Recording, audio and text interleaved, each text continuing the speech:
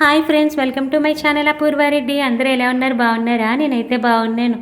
ఈరోజైతే నేను లంచ్కి ముల్లంగి పచ్చడి చేస్తున్నాను. ఎలా చేస్తున్నానో చూద్దాం రండి. ఫస్ట్ అయితే నేను 20 రూపీస్ ముల్లంగి తీసుకున్నాను. 20 రూపీస్కి 4 ఇచ్చారు ముల్లంగి. వాటిని నీట్గా క్లీన్ చేసేసుకుని వాటి పైన పొట్టు తీసేసుకుని చిన్న చిన్న పీసెస్ కింద కట్ చేసుకోవాలి. ఎంత వీలైతే అంత చిన్న పీసెస్ కింద కట్ చేసుకోండి, ఎందుకంటే బాగా వేగుతాయి ఈ చిన్న పీసెస్ అయితే. పెద్దవైనా ఓకే, పర్వాలేదు. చిన్నవి ఎందుకు అన్నానంటే తొందరగా వేగుతాయి కదా అని చిన్నవి కట్ చేసుకోమన్నాను. అలా చిన్న చిన్న పీసెస్ కింద కట్ చేసేసుకుని వాటికి సరిపడా పచ్చిమిర్చి కూడా తీసుకోండి.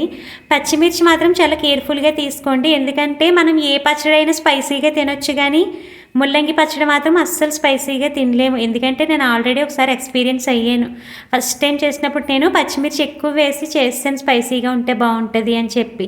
అస్సలు అంటే అస్సలు బాగాలేదు స్పైసీగా. మీరు ఈక్వల్గా తీసుకున్నా ఓకే, తక్కువ తీసుకున్నా ఓకే, కానీ స్పైసీగా తీసుకుంటే మాత్రం ఆ రోజు పచ్చడి అంతా వేస్ట్ అయిపోయినట్టే.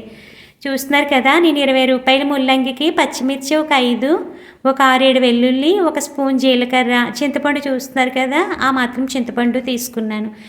ఇంకా ఆయిల్ వేసుకుని ఆయిల్ కాగిపోయిన తర్వాత జీలకర్ర, వెల్లుల్లి, పచ్చిమిర్చి వేపేసుకోండి. పచ్చిమిర్చి మాత్రం చాలా కేర్ఫుల్గా తీసుకోండి.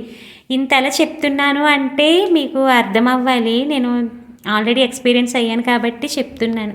ఒక్కొక్కటి కారంగా ఉంటే ఒక్కొక్కటి కారంగా ఉండవు కదా పచ్చిమిర్చి, దాన్ని బట్టి చూసి తీసుకోండి. అవి వేసి జస్ట్ అలా ఒక 1 సెకండ్ ఫ్రై అయిన తర్వాత మనం ముందు కట్ చేసుకున్న ముల్లంగి కూడా వేసేసుకోండి.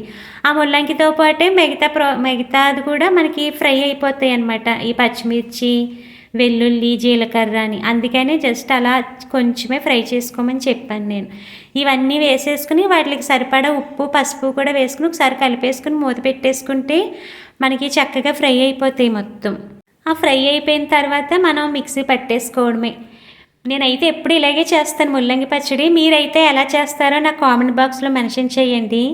ఈసారి ఎప్పుడైనా వేరేగా కూడా ట్రై చేయాలి, ఇలా కాకుండా. అంటే అన్ని రకాలుగా ట్రై చేస్తే ఏది బాగుంటుందో తెలుస్తుంది కదా. నేనైతే ఎప్పుడు ఇలాగే చేస్తాను. టేస్ట్ అయితే చాలా బాగుంటుంది. మీకు చూపిస్తాను, ఒక పీస్ కట్ చేసి ఎలా వేగింది అన్నది. చిన్నవి కట్ చేశాను కదా, బాగా వేగినాయి. ఒక పీస్ కట్ చేసి చూపిస్తాను చూడండి. ఇంకేంటి ఫ్రెండ్స్, మీ క్లైమేట్ ఎలా ఉంది అక్కడ? మాకైతే ఫుల్ వర్షం పడిపోతుంది, అసలు రెస్ట్ అనేదే లేదు. మొన్న నైట్ స్టార్ట్ అయింది, ఇప్పటికీ పడుతూనే ఉంది. కట్ చేసి చూపించాను, చూశారు కదా, చక్కగా ఫ్రై అయిపోయినాయి. ఫ్రై అయిపోయిన తర్వాత చల్లారిన తర్వాత మిక్సీ పట్టేసుకోవడమే. మిక్సీ పట్టేటప్పుడే చింతపండు కూడా వేసేసుకోవాలి. చింతపండు నానబెట్టుకున్నా పర్వాలేదు, డైరెక్ట్ అలా వేసేసినా పర్వాలేదు. నేనైతే నానబెట్టాను, ఎందుకంటే తొందరగా మిక్సీ అవుతుంది కదా, అందుకని నానబెట్టాను. చూస్తున్నారు కదా, అది కూడా వేసేసుకుని మెత్తగా గ్రైండ్ చేసేసుకోవడమే.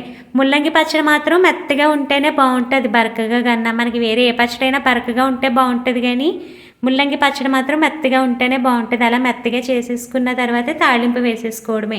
తాళింపు అయితే మీ అందరికీ తెలిసిందే కదండి. ఆవాలు, జీలకర్ర, కరివేపాకు, ఎండుమిరపకాయ, పచ్చిశనగపప్పు, మినప్పప్పు, వాటిని అవన్నీ వేపేసుకుని ఇందులో కలుపుకొని తినేయడమే. నేను దానికి కాంబినేషన్ కింద రసం కూడా చేశాను, ఎందుకంటే క్లైమేట్ చల్లగా ఉంది కదా అని మిరియాలు అవి వేసి మిరియాల రసం కింద చేశాను.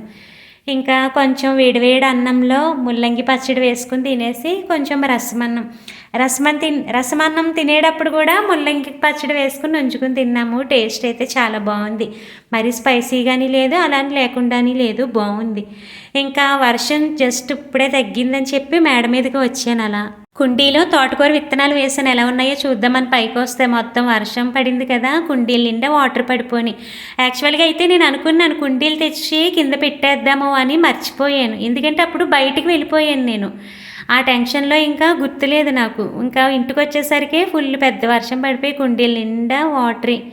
ఇంకా వర్షం అయితే అస్సలు రెస్ట్ అనేది లేదు. నేను జస్ట్ అలా కుండీలు చూసుకుని కిందకు వచ్చాను అంతే.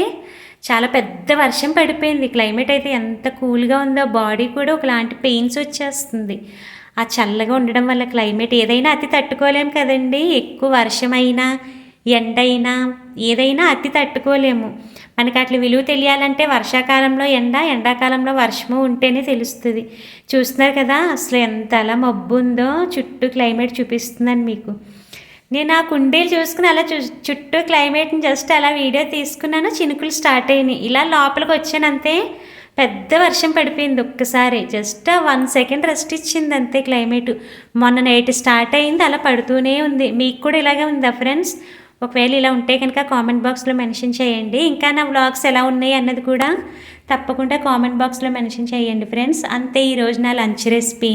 నచ్చితే like, share, subscribe. Bye friends.